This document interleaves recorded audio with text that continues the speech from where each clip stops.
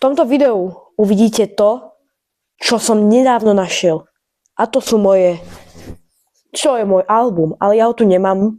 Ale našiel som tu tie moje najvzácnejšie karty, ktoré v ňom mám. Tak si ich poďme spolu pozrieť. Je to už dávno, čo som zbieral Pokémonky, ale počkajte, kde je ten jeden? A tu je to. Mám tu trojicu starých Pokémon kartičiek. Týchto sú veľmi staré. Sú z roku 1995. Všetky. Čo sú dosť staré. A majú úplne iné mená, ako majú tie, ako teraz tá ich verzia. Napríklad tá evolúcia Eevee sa volá Double Foxtail.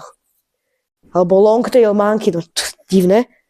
Potom tu máme túto veľkú a malú Kaitlizera. Bolo to jednu dobu menovanejší Pokémon.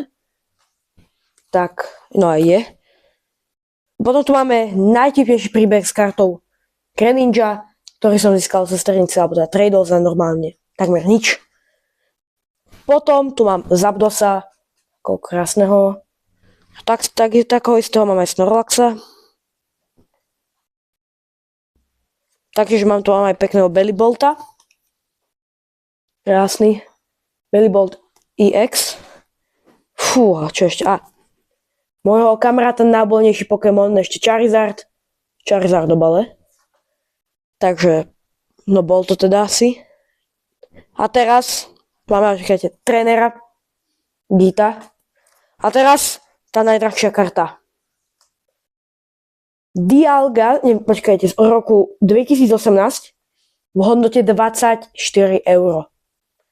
Čo je pre mňa úplne veľké ako cena. Pekná ešte aj v Charizard obale. Akože si to video pozrieť, budem rád, ak mi dáš like, odber a vidíme sa u ďalšieho videa. Ja sa lúčim a čus.